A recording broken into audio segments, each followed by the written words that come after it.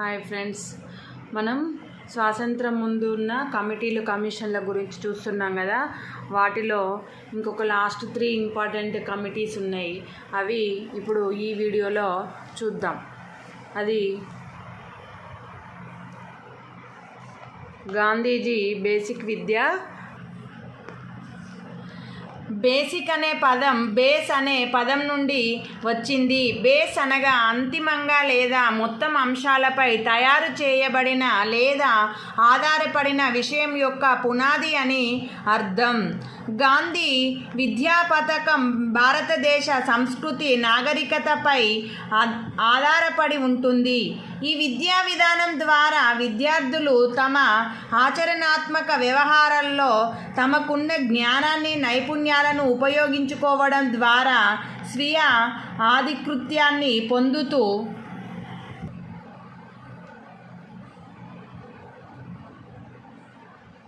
ప్రాథమిక అవసరాలను తీర్చుకుంటూ నిత్య జీవిత సమస్యలను పరిష్కరించుకుంటూ మంచి పౌరసత్వ లక్షణాలను పెంపొందించుకుంటారు. ఈ బేసిక్ విద్యా విధానాన్ని నహితాలం వార్ధ స్కీము బేసిక్ శిక్షణ ప్రతిపాదిక విద్య అని కూడా పిలుస్తారు. ఈ విద్యా విధానం గాంధీజీ ఆలోచనల ఫలితం. ఇది ఒక జీవన విధానం.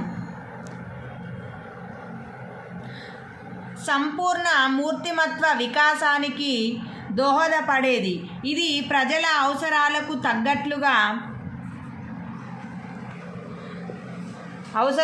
తగ్గట్లుగా రూపకల్పన చేసిన బేసిక్ విద్యా విధానం. బ్రిటిష్ వారి కాలంలో రూపొందించిన మొదటి స్వదేశీ విద్యగా దీనిని పిలుస్తారు. ఈ ప్రాతిపదిక విద్య అనేది ఆశయంలో భావవాదానికి, స్వభావంలో ప్రాకృతికవాదానికి, బోధనా విధానంలో ఆచరణవాదానికి చాలా దగ్గరగా ఉంటుంది. గాంధీ జాతీయ పునర్నిర్మాణం కోసం విద్యను ఒక ప్రభావవంతమైన సాధనంగా భావించి విద్య వ్యక్తి మూర్తిమత్వాన్ని అన్ని కోణాల నుండి అభివృద్ధి చేయగలగాలి అని తెలియజేశాడు.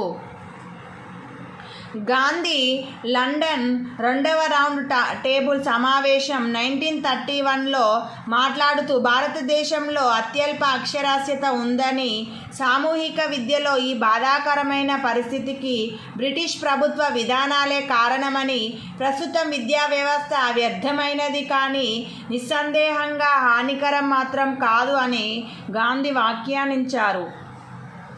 గాంధీ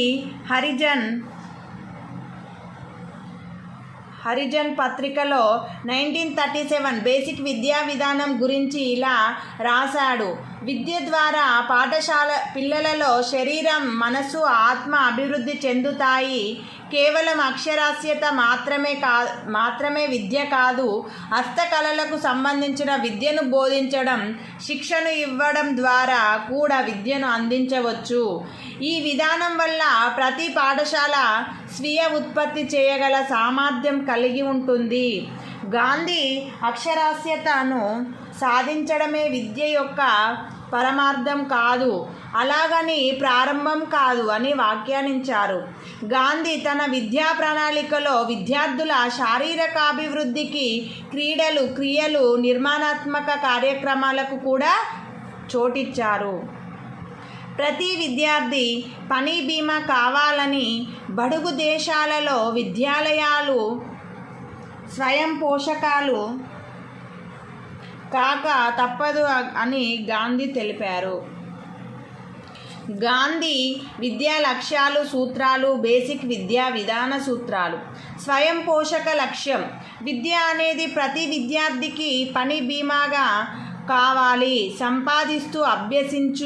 అభ్యసిస్తూ సంపాదించు చెప్పిన విద్యా నినాదం ఇది. సాంస్కృతిక లక్ష్యం. గాంధీ ప్రకారం మాట్లాడే తీరు, వస్త్రధారణ, నడవడిక వంటి ప్రతి విషయంలో మన సంస్కృతి ప్రతిబింబిస్తుంది అని.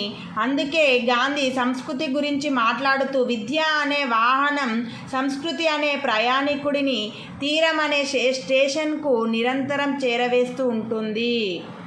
చూడండి సంస్కృతి గురించి ఎంత బాగా చెప్పాడు. విద్య అనే వాహనం సంస్కృతి అనే ప్రయాణికుణ్ణి తీరం అనే స్టేషన్కి నిరంతరం చేరవేస్తూ ఉంటుంది. అది సంస్కృతి లక్ష్యం.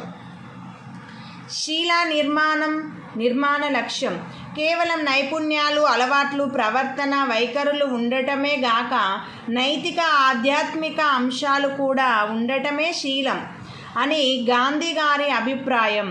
సంపద పోతే ఏదో ఒకరోజు తిరిగి సంపాదించుకోవచ్చు, ఆరోగ్యం క్షీణిస్తే సరి చేసుకోవచ్చు, కానీ కొంత కోల్పోయినట్లు, కానీ శీలం పోతే తిరిగి రాదు అని అన్నీ కోల్పోయినట్లే అని తేల్చాడు. If wealth is lost nothing is lost, if health is lost something is lost, but character is lost everything is lost. మాతృభాష బోధన నాకే దేశ పరిపాలనాధికారం ఉంటే ఈరోజే బాలలకు విదేశీ భాషలలో బోధించడానికి ఆపు చేయిస్తాను. ఈ మార్పును వెంటనే అమలు పరచాలి అని ఉపాధ్యాయులను ఆదేశిస్తాను. పాఠ్యపుస్తకాలు తయారయ్యే వరకు వేచి ఉండాల్సిన అవసరం లేదు. ఈ మార్పు వస్తే పుస్తకాలు వాటికవే తయారవుతాయని గాంధీ తెలిపాడు. వృత్తి కేంద్రంగా విద్య ఒక ఉత్పాదక పని లేదా ఏదైనా ఒక వృత్తి విద్యను కేంద్రంగా చేసుకొని బోధన చేయాలి. సాధారణ సబ్జెక్టులతో పాటు తోట పని, వ్యవసాయం, నూలు వలకడం, పాదరక్షలు తయారు చేయడం, లోహపు పని, వడ్రంగం లాంటి వృత్తులను ఆధారంగా చేసుకొని విద్యను బోధించడం ఈ విద్యా విధానం యొక్క ముఖ్య సూత్రం. స్త్రీ విద్య చదివిన స్త్రీలు తమ శిశువులను చదివించగలరు. స్త్రీల అభివృద్ధిపై దేశ అభివృద్ధి ఆధారపడి ఉంది. స్త్రీ విద్య సమాజ ప్రగతికి దోహదపడుతుందని, వీరికి దాస్య విముక్తిని కలగజేయాలని సూచించాడు. పాఠ్య ప్రణాళిక గాంధీ ప్రకారం పాఠ్య ప్రణాళిక అంటే విద్యార్థులకు తమ దేశం, ప్రజలు, వారి జీవన విధానం, పరిసరాలు,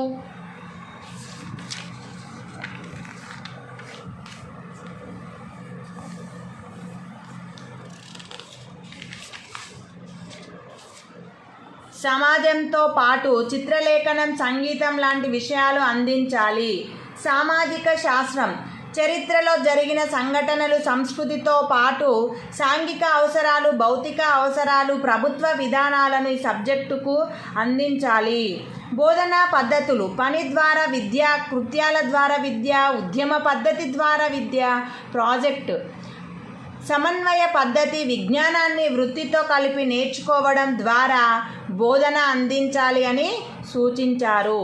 ఉపాధ్యాయుడు వేలాది మంది నిరక్షరాస్యులకు అక్షర భిక్ష పెట్టగల ఆత్మస్థైర్యం ఉన్నవాడే నిజమైన ఉపాధ్యాయుడని, కాబట్టి ప్రతి ఒక్క ఉపాధ్యాయుడికి జ్ఞానం, నైపుణ్యం, ఉత్సాహం, దేశభక్తి, శీలం, ఆధ్యాత్మికత శిక్షణ ఉండాలి. సత్యం, అహింసను పాటిస్తూ విద్యార్థులను అభివృద్ధి చేయగల సుగుణాలు తనలో ఉండాలి. క్రమశిక్షణ ఇతని ప్రకారం క్రమశిక్షణ అంటే ఎవరికి వారు ఏర్పరచుకోవాల్సిందే. ఇది బహిర్గతంగా దండన వల్ల ఏర్పడదు. ఇది తనకు తాను తీర్చిదిద్దుకునే ప్రక్రియ. ఇల్లు, సమూహం, పాఠశాల ఈ మూడు ప్రదేశాల మధ్య చక్కటి వారధిని నెలకొల్పి విద్యార్థులలో ఉత్తేజాన్ని కలిగించడమే ఈ విద్యా విధానం ముఖ్య లక్ష్యం. ఉచిత నిర్బంధ విద్య 6 నుండి 14 సంవత్సరాలు గల బాలబాలికలకు 8 సంవత్సరాల పాటు ఉచిత నిర్బంధ సార్వత్రిక విద్యను అందించాలి. సమావేశంలోని తీర్మానాలలో మాత్రం 7 సంవత్సరాలే. ఈ 8 సంవత్సరాల విద్యను గాంధీ ప్రాథమిక 1 to 5, మాధ్యమిక 6 to 8 స్థాయిలుగా విడగొట్టి ప్రణాళికలు తయారు చేశారు. పౌరసత్వ శిక్షణ విద్యార్థులు తమ సమస్యలతో పాటు హక్కులను, బాధ్యతలను తెలుసుకొని సమాజహితం కోసం పనిచేసేలా విద్య తోడ్పడాలి. సర్వతోముఖాభివృద్ధి విద్యార్థులలో శారీరక, మానసిక శక్తులను వెలికితీసి హెడ్, హ్యాండ్, హార్ట్లకు పని కల్పించేలా విద్య ఉండాలి. ఇది 3H's అన్నట్టు, హెడ్, హ్యాండ్, హార్ట్.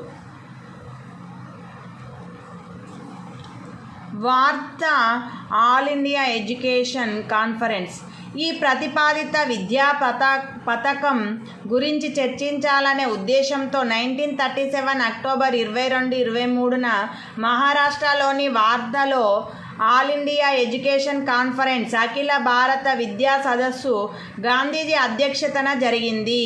ఈ సమావేశంలో జాతీయ విద్యా విధానం గూర్చి వివరాల సేకరణకు ఉద్దేశించబడింది.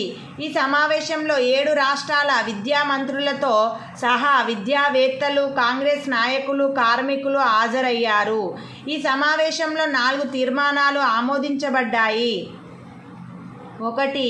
మాతృభాషలో బోధనను అందిస్తూ బాలలకు స్వేచ్ఛగా నిర్బంధంగా 7 సంవత్సరాల పాటు ఉచిత విద్యను దేశవ్యాప్తంగా అందించాలనే తీర్మానించారు. కానీ గాంధీ బేసిక్ విద్యా విధానం మాత్రం కోరుకున్నది 8 సంవత్సరాల పాటు 6 నుండి 14 సంవత్సరాల వారికి విద్యను అందించడం. కానీ వాస్తవంగా ఈ తీర్మానంలో 7 సంవత్సరాలు మాత్రమే ఆమోదించారు. కొన్ని పుస్తకాలలో 8 సంవత్సరాలని ఇవ్వబడింది. సెకండ్ వన్, విద్యా ప్రక్రియ పని యొక్క ఉత్పాదక రూపం చుట్టూ కేంద్రీకరించాలి. విద్యార్థులలో అన్ని రకాల సామర్థ్యాలను అభివృద్ధి చేయాలి. హస్తకళలను విద్యార్థులు నేర్చుకోవడానికి అవకాశాలను కల్పించాలి. థర్డ్ వన్, ఈ విద్య ద్వారా ఉత్పాదకత పెరిగి క్రమంగా ఉపాధ్యాయుల వేతనం ఈ విద్యా విధానమే భరిస్తుంది. జీతాలు కూడా పెంచుకోవచ్చు. ఫోర్త్ వన్, వయోజన విద్యను ప్రోత్సహించాలి అని ఈ సమావేశం సూచించింది. వార్ధాలో 1937వ సంవత్సరంలో జరిగిన అఖిల భారత జాతీయ విద్యా సదస్సులోని తీర్మానాల ఆధారంగా ఒక ముసాయిదా విద్యా ప్రణాళికను తయారు చేయుటకు ప్రభుత్వం జాకీర్ హుసేన్ అధ్యక్షతన ఒక కమిటీని నియమించింది. వీరు పాఠ్య ప్రణాళిక, తనిఖీ, పరీక్షా విధానం లాంటి అంశాలను సూచించాలి. జాకీర్ హుసేన్ అధ్యక్షత వహించిన ఈ కమిటీ సిఫారసులను CABE పరిశీలించి ఆమోదించింది. 1938లో CABE వార్ధ విద్యా విధానంపై BG ఖేర్ అధ్యక్షతన నయీ తాలీం ఆఫ్ గాంధీ కమిటీని ఏర్పాటు చేయగా వారు ఈ విద్యా విధానాన్ని అమలు చేయాలని అన్ని ప్రొవిన్షియల్ గవర్నమెంట్లను సూచించింది. బేసిక్ విద్యా విధానం సమీక్ష. ఈ విద్యా విధానంలో స్వయం పోషక లక్షణం అతిశయోక్తి. ఎందుకంటే పిల్లవాడి శ్రమ ద్వారా ఉపాధ్యాయుడి వేతనం, ఇతర పాఠశాల ఖర్చులు భరించమనడం ఆలోచించదగ్గ అంశం. ఈ విద్యా విధానం గ్రామీణ ప్రాంతాలకే ఉపయోగపడి పట్టణ ప్రాంతాలకు ఏమాత్రం సరిపడదు. ఎందుకంటే చిన్న తరహా పరిశ్రమలకు చెందిన వృత్తులను మాత్రమే ఎన్నుకుంటారు. ఈ విధానంలో సంపాదనకు ఎక్కువ ప్రాధాన్యత ఇవ్వడం వల్ల ఇవి కుటీర పరిశ్రమలకు నిలయాలుగా మారుతాయని, వీటిని పాఠశాలలు అనే బదులు ఫ్యాక్టరీలు అనవచ్చు అని కొంతమంది భావన. వృత్తి కేంద్రకంగా అన్ని విషయాలను నేర్చుకోవడం సాధ్యం కాదు. ఈ విద్యా విధానం బోధించుటకు అవసరమైన శిక్షణ గల ఉపాధ్యాయులు లేరని, మరియు వాటికి తగ్గ పరికరాలు కూడా అందుబాటులో లేవు అని విమర్శలు వచ్చాయి. నెక్స్ట్, జాతీయ విద్యా ఉద్యమం 1905 to 1938. ఈ ఉద్యమ కారణాలు. ఈ ఉద్యమం పుట్టడానికి అనేక కారణాలున్నాయి. దీనికి ప్రధాన కారణాలు లార్డ్ కర్జన్ తీసుకువచ్చిన విద్యా మార్పులు. భారతీయులు జాతీయ భావనలు పెంపొందించే విద్యా విధానాన్ని కోరుకుంటుండగా కర్జన్ గుణాత్మక విద్యకు ప్రాధాన్యత ఇవ్వడం, మెకాలే అధోముఖ వడపోత సిద్ధాంతం, ఉద్యోగ అవకాశాలు కొంతమందికే కల్పించి సామాన్య ప్రజలకు అవకాశం లేకపోవడం, ఇంగ్లీష్ భాషకు ప్రాధాన్యత ఇచ్చి మాతృభాషను నిర్లక్ష్యం చేయడం, పాఠ్య ప్రణాళికలు వైట్ కాలర్ ఉద్యోగాలకు మాత్రమే పనికి వచ్చే విధంగా ఉండడం, విద్యా పరిపాలన పూర్తిగా యూరోపియన్ల బ్రిటిష్ వారి చేతిలో ఉండడం వల్ల జాతీయ భావం గల ప్రజల అవసరాలను తీర్చలేకపోవడం. ఈ ఉద్యమాన్ని 3 దశలుగా వర్గీకరించవచ్చు. అవి: మొదటి దశ 1905 నుండి 1910. ఇది బెంగాల్లో స్వదేశీ ఉద్యమంతో మొదలయ్యి బెంగాల్తో పాటు మహారాష్ట్ర, పంజాబ్లో కూడా ప్రాకింది. ఈ ఉద్యమానికి ప్రత్యేక లక్ష్యాలు, ఆలోచనలు లేవు.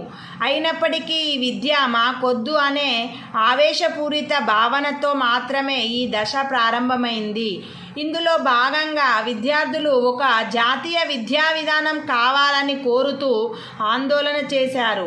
ఈ కాలంలో ఈ పోరాటానికి నాయకత్వం వహించిన వారు రవీంద్రనాథ్ ఠాగూర్, సర్ గురుదాస్ చటర్జీ, అరవింద ఘోష్లు. కలకత్తాలో అరవింద ఘోష్ ప్రథమ ప్రిన్సిపాల్గా నేషనల్ కౌన్సిల్ ఆఫ్ ఎడ్యుకేషన్ ఆధ్వర్యంలో నేషనల్ కాలేజీ, జాతీయ కళాశాల స్థాపించారు. ఈ కాలంలోనే దేశమంతటా అనేక సాంకేతిక పాఠశాలలు, జాతీయ పాఠశాలలు ప్రారంభించబడ్డాయి. రెండవ దశ 1911 to 1922. 1919లో మౌంట్ ఫోర్ట్ తెచ్చిన వివాహ చట్టం జాతీయ భావనలను ఇంకా భారతీయులలో పెంచింది. ఈ దశ గాంధీ నాయకత్వంలో నడిచింది. ఈ దశలో ముఖ్యంగా అహింస, సహాయ నిరాకరణ ఉద్యమం ఎంతగానో ప్రభావితం చేశాయి. 1920లో జాతీయ కాంగ్రెస్ తీసుకున్న నిర్ణయం ప్రకారం బ్రిటిష్ వారు ఏర్పాటు చేసిన విద్యా సంస్థల నుండి పిల్లలను చదువు మాన్పించి జాతీయ భావాన్ని పెంపొందించే భారతీయ విద్యా సంస్థలలో చేర్పించారు. ఈ ఉద్యమం హిందువులు, ముస్లింలు ఇద్దరూ కలిసి పనిచేయడం కీలకమైన అంశం.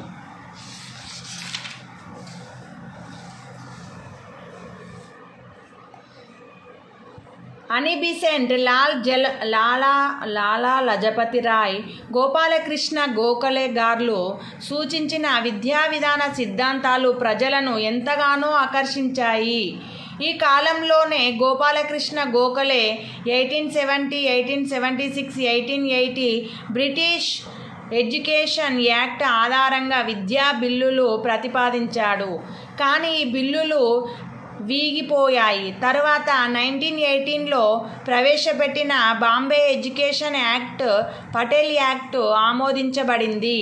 ఈ కాలంలోనే భారత ప్రభుత్వ చట్టం 1919 అమలైన 2 సంవత్సరాల తర్వాత 1921లో భారతీయ మంత్రులకు ప్రాథమిక విద్యా నియంత్రణ అప్పగించబడింది.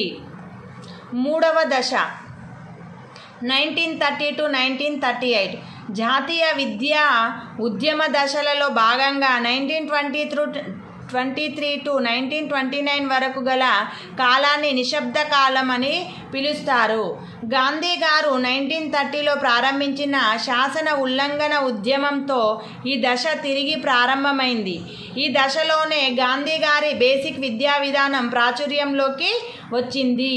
ఈ దశలో భారతీయులు తమ జీవితాన్ని సరిదిద్దుకోవడానికి పనికిరాని పుస్తకాల విజ్ఞానం మాకు అక్కర్లేదు అని భావించారు. ఈ దశలోనే భారతీయులకు కావలసిన విద్యా విధానం ప్రణాళికలు రూపొందించడం జరిగింది. ఈ జాతీయ విద్యా విధానం 1905, 1938 ఇటు విద్యార్థులలోనూ అటు ప్రజలలోనూ ఉత్సాహాన్ని రేకెత్తించింది. ఈ దశలో భాగంగా 1935 సంవత్సరంలో విద్య ఒక ప్రాంతీయ అంశంగా మారింది. గవర్నమెంట్ ఆఫ్ ఇండియా యాక్ట్ 1935 ద్వారా బోర్డ్ ఆఫ్ ఎడ్యుకేషన్ ఏర్పాటైంది. తర్వాత ఆబార్ట్ వుడ్ నివేదిక గాంధీ బేసిక్ విద్యా విధానాలు ప్రాధాన్యతను పొందాయి. సర్వేపల్లి రాధాకృష్ణ గారి అభిప్రాయం ప్రకారం ఈ కాలంలో విద్య అనేది ప్రభుత్వ ఉద్యోగాలు, పాశ్చాత్య విధానంను అందిస్తుంది. కాబట్టి వీటితో తృప్తి చెందలేము. విద్య శాస్త్రీయ పరంగా ఉండి మానవతా, ఆధ్యాత్మికత విలువలు పెంచేదిగా ఉంటూ జాతీయ సమైక్యతకు దారి చూపాలి. గాంధీ గారు సాంప్రదాయ విద్యా విధానాన్ని అనేక సందర్భాలలో వివరిస్తూ ఈనాటి ప్రాథమిక విద్యా విధానం వృధాయే కాకుండా హానికరమైనది కూడా.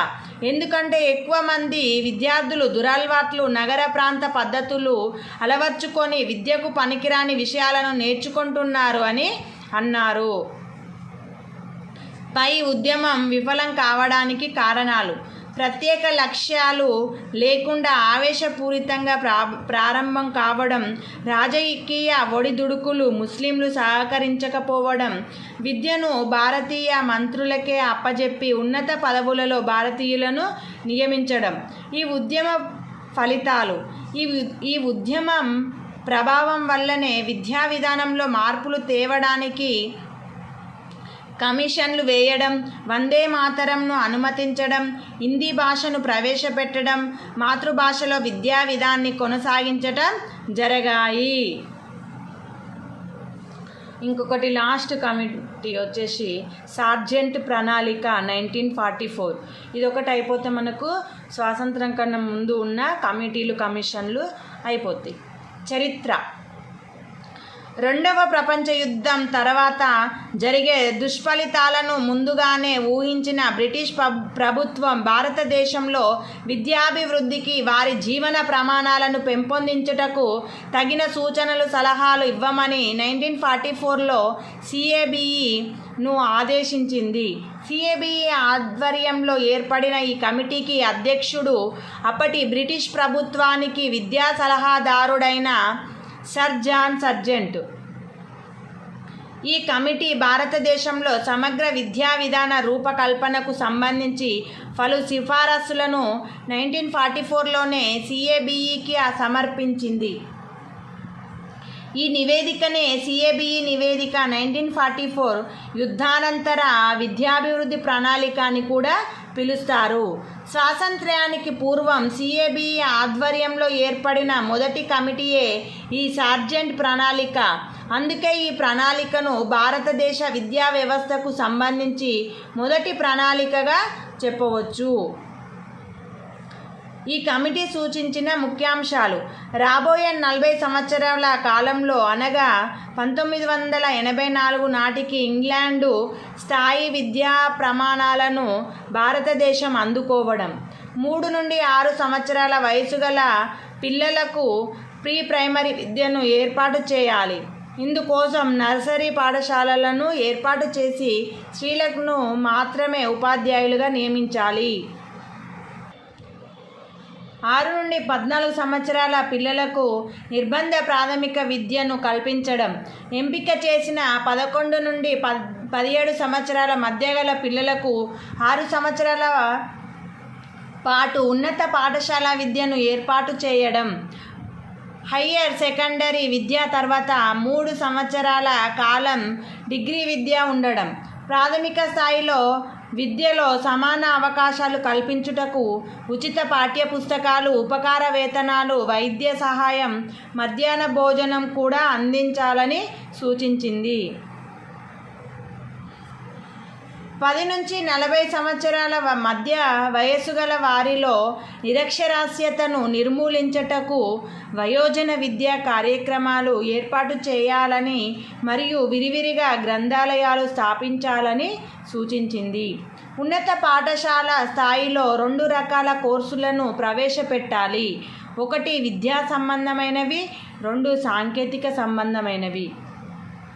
సాంకేతిక విద్యా బోధనకు అన్ని స్థాయిలలో అనగా జూనియర్, ఉన్నత విశ్వవిద్యాలయ, సాంకేతిక పాఠశాలలు ఏర్పాటు చేయాలి.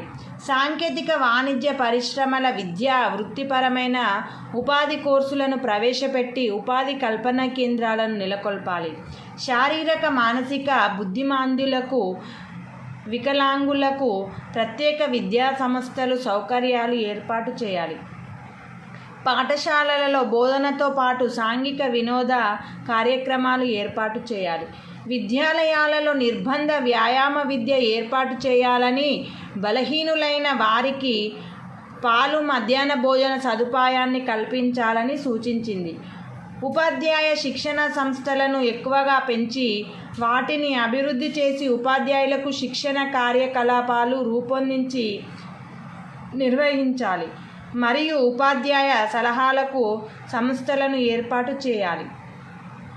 విశ్వవిద్యాలయాలలో ఉపాధి కల్పన సంస్థలను ఎంప్లాయ్మెంట్ బ్యూరో ఏర్పరచాలి. ఇవి యువకులకు ఉద్యోగ సలహాలు ఇవ్వడానికి తోడ్పడాలి. విశ్వవిద్యాలయాల అభివృద్ధి కోసం యూజీసీని ఏర్పాటు చేయాలని సిఫారసు చేసింది. విద్యా కృత్యాలన్నీ స్థానిక సంస్థానాలలోని ప్రభుత్వ మార్గదర్శనంలోనే కొనసాగాలి మరియు విద్యా పరిపాలన వ్యవస్థను పటిష్టపరచాలి.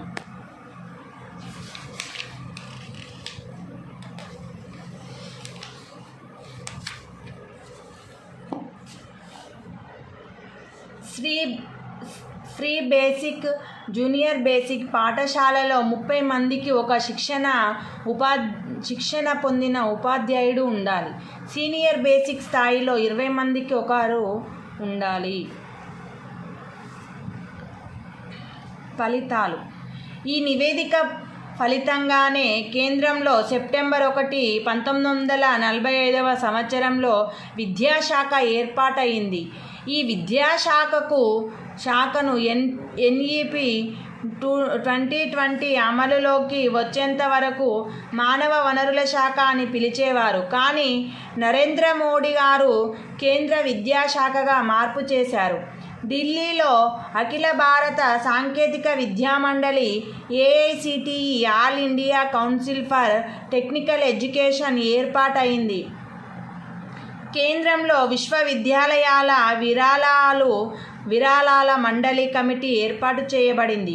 ఈ కమిటీ సిఫారసుల వల్లనే 1945లో కొన్ని రాష్ట్రాలలో పంచవర్ష ప్రణాళికలు కూడా ఏర్పాటు చేయబడ్డాయి. ఈ పథకాన్ని మొట్టమొదటి విస్తృత సమగ్ర విద్యా పథకంగా పిలిచారు. ఎందుకంటే పూర్వ ప్రాథమిక విద్యా స్థాయి నుండి విశ్వవిద్యాలయాల స్థాయి వరకు ఒక సమగ్ర విద్యా ప్రణాళిక తయారు చేసింది. కానీ ఈ ప్రణాళిక కూడా కొన్ని విమర్శలు ఎదుర్కొన్నది. ఈ ప్రణాళిక అమలు కాలం దీర్ఘకాలికంగా 40 సంవత్సరాలుగా పేర్కొనడం.